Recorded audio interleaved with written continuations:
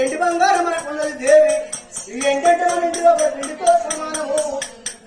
మరి ఎటువంటి ఒక చిన్న గుట్ట మీద చిన్న లాగల మందా, పెద్ద గుట్ట మీద పేరాలు మంద, కోరుకోవడం కూడా మందా, లాటమాడితే లాగల మంద, అట్లా భాగ్యంతో సంపత్తు మనకున్నదమ్మా.